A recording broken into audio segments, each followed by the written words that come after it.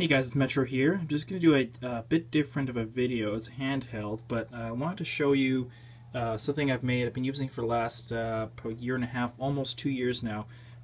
As you know, I cut a lot of fabric every day, and I really wanted a big, long, straight edge to measure and to make sure that my cuts are accurate. And what I really wanted was a place to have all of my marking tools and some other things ready at hand, and having them right in front of me on the cutting board actually helps quite a bit. So what I did is I actually had a big U channel that I had a piece of angle iron steel, and that worked out great for a little while. It had a big open channel, so I was able to put items inside the channel, but it was really heavy. It was close to 40 pounds.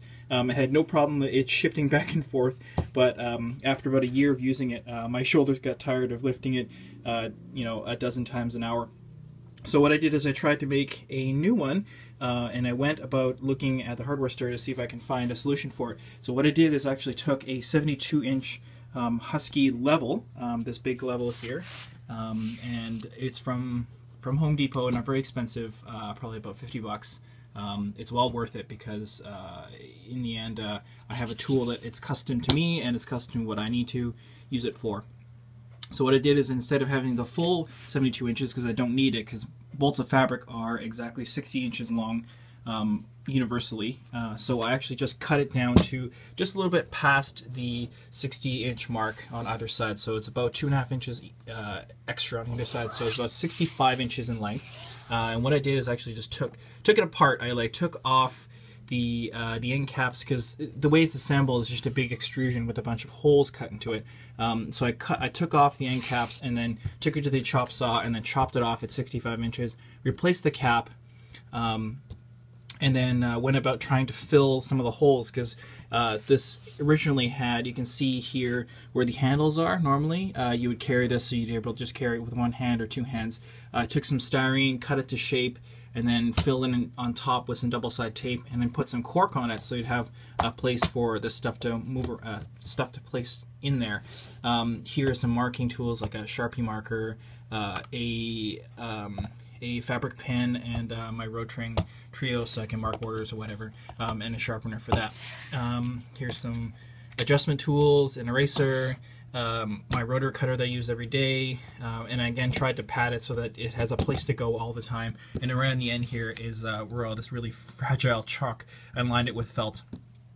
So that process was pretty easy, not too bad. The biggest thing was I wanted to keep my hands away from the rotor cutter when I push down, and because normally a ruler, it's flat, there's not a lot of place to go in terms of where your fingers can go, and if you slip, you're gonna cut yourself really bad, because these are literally razor sharp circles. So what I did is I took a piece of aluminum 1-inch angle iron, or angle bracket, I guess, and I cut it down to the exact same 65 inches. Actually, this is a little bit longer, so I wanted to kind of keep it flush and make it look nice. I rounded the edges and then clamped it to the whole thing in general, and then drilled some pilot holes and used some self-tapping screws and screwed it right into place.